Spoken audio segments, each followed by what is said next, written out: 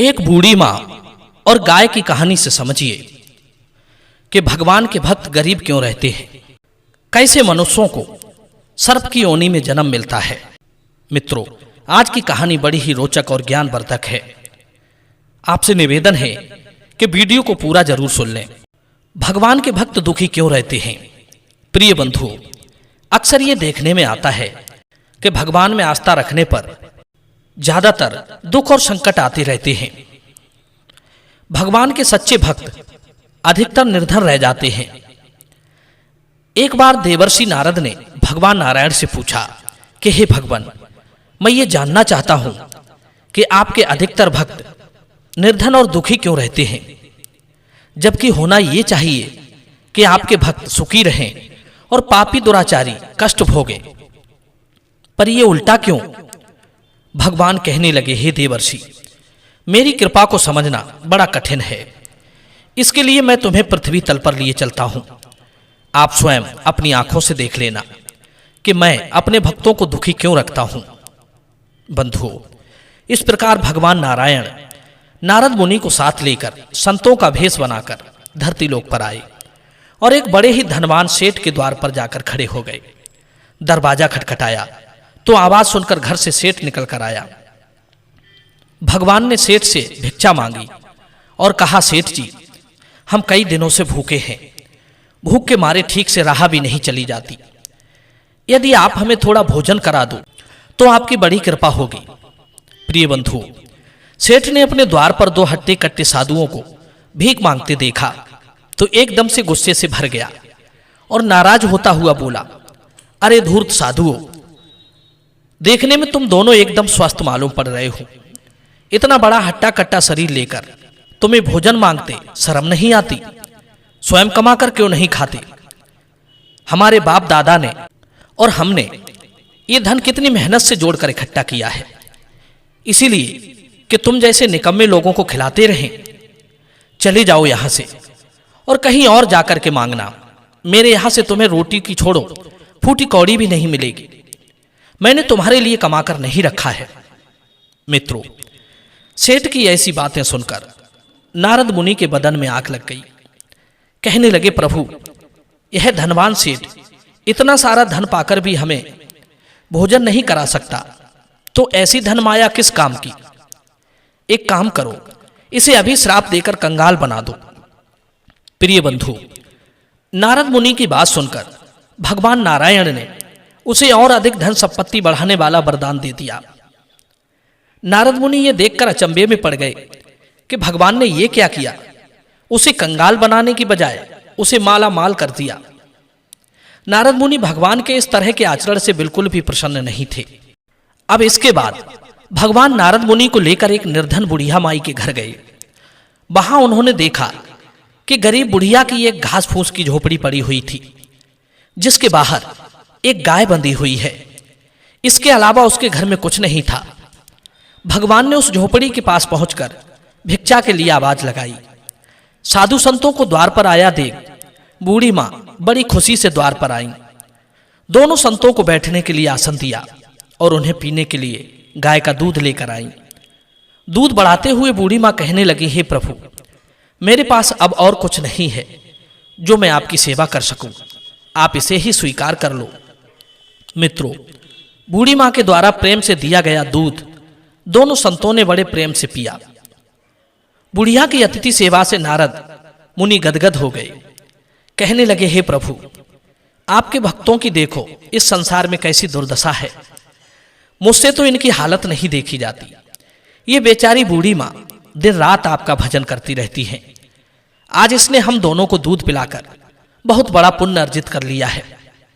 आप इसे वरदान देकर खुशहाल बना दो, धन दौलत की इसके घर में कमी ना रहे। इसने गरीब होकर भी संत सेवा की है और आपके आशीर्वाद की पात्र तो वास्तव में ये बूढ़ी मां ही है। इसे कोई अच्छा सा वरदान दे दो।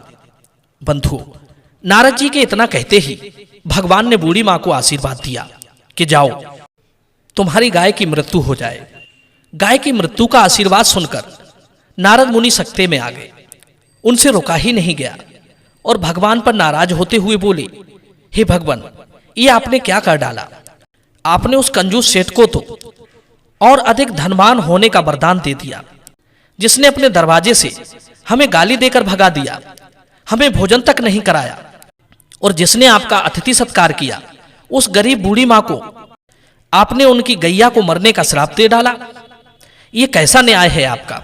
नारद को अत्यंत गुस्से में देखकर भगवान मुस्कुराते हुए बोले, हे देवर्षि, मैंने जो किया अच्छा किया। ये बुढ़िया दिन रात मेरा भजन करती है, कुछ ही दिनों में इसकी मृत्यु हो जाएगी। यदि मैं इसकी गाय को मरने का अभिशाप नहीं देता तो इसको अपनी मृत्यु के समय इस बात की चिंता लगी रहती कि मेरे मरने के बाद मेरी गाय को कोई कसाई ले जाकर ना काट दे। इसे यह चिंता लगी रहती कि मेरे मरने के बाद गाय को कौन चारा पानी देगा, कौन इसकी देखभाल करेगा। तब उस समय इसको मेरा स्मरण ना होकर बस गाय की ही चिंता लगी रहती, और इसी कारण से ये मेरे धाम ना जाकर किसी गाय की योनि में चली जाती। अब आप ही बताओ, मैंने इसके साथ अच्छा किया या बुरा किया? नारद जी बोले, प्रभु आपने बहुत अच्छा किया, परंतु एक बात समझ में नहीं आती, उस सेठ के पास धन की क्या कमी थी जो आपने उसे और अधिक धन होने का वरदान दे दिया? भगवान बोले, देवर्षि, मैंने अधिक धन देकर उस सेठ को भी उसकी करनी का दंड दिया है। जब वो मरेगा तो उसे मरते समय सिर्फ अपने धन की ही चिंता लगी रहेगी। वो ये सोचेगा कि कोई उसके धन को लूट ना ले जाए। मेरे मरने के बाद मेरे धन की सुरक्षा कैसे होगी? और धन की सुरक्षा को लेकर सोचते सोचते जब उसके प्राण निकल जाएंगे तो अंतमति सोगति, परिणाम स्वरूप उसका अगला जन्म सर्प के रूप में होगा और अपने घर में गड़ी हुई सारी धन माया पर कुंडली मारकर बैठेगा। यही उसकी करनी का दंड होगा। भगवान बोले, देवर्षि, इस पृथ्वी लोक का यही एक नियम खास है। जिस व्यक्ति की जिस चीज में अधिक आसक्ति जुड़ी होती है वो उसी को सोचकर मरता है, और उसी के आधार पर उसका अगला जन्म निर्धारित होता है। जैसे मनुष्य दिन भर जिस चीज को ज्यादा सोचता है, कभी कभी वो उसी चीज को अपने सपने में भी देख लेता है। इसी तरह मनुष्य की आसक्तियां मृत्यु के समय उन्हीं चीजों का ध्यान कराती हैं जिसमें उसका अधिक लगाव होता है, और वो अधोगति में गिर जाता है। भगवान बोले, हे देवर्षि, मैं अपने भक्तों को दुख नहीं देता, बल्कि उनके हित में जो होता है वैसा ही करता हूं। यदि धन छीनने से उनका हित होता है तो मैं उन्हें धनहीन बना देता हूं। अब आप ही देख लो, जब आपके मन में विवाह करने की इच्छा जागृत हुई थी तो आप मेरे पास मेरा रूप मांगने आए थे, तो मैंने तुम्हें बंदर का रूप देकर तुम्हारा पतन होने से बचा लिया। उस समय तो तुमने भी मुझे कोसा था, पर मुझे जो करना है मैं अपने भक्तों की गालियां सुनकर भी उनका हित ही करता हूं, चाहे उन्हें कितना ही बुरा क्यों ना लगे। कभी कभी सुख पाकर मनुष्य भक्ति मार्ग से हट जाता है, वो सांसारिक विषय वासनाओं में पड़कर मुझसे दूर होने लगता है। इसलिए मैं उसका धन नष्ट करके उसे सदैव अपने पास रखना चाहता हूं। यदि मैंने उसे धन का सुख दे दिया तो उसका सारा तप नष्ट हो जाएगा। धन पाकर मनुष्य संसार में लिप्त होता है और निर्धन होने पर भक्ति में। प्रिय बंधुओं, इस प्रकार नारद मुनि की अच्छी तरह बात समझ में आ चुकी थी और वे भगवान का गुणगान करते हुए देवलोक को चले गए। यदि ये कथा आपको अच्छी लगी हो तो कमेंट में अपनी राय जरूर देना। मिलते हैं अगली बार अगली वीडियो में नई ज्ञान चर्चा के साथ। आप सभी भक्तों का बहुत बहुत धन्यवाद। जय श्री कृष्ण, जय श्री राम।